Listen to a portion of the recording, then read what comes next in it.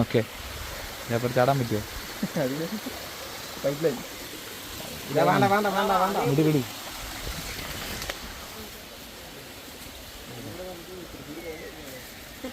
കല്ലം പോട്ടല്ലേ.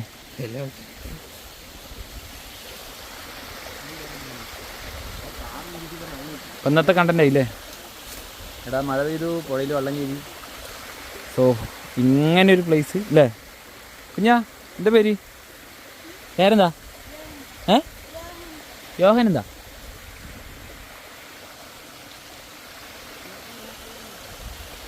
മോനെ അടിപൊളി സാധനം.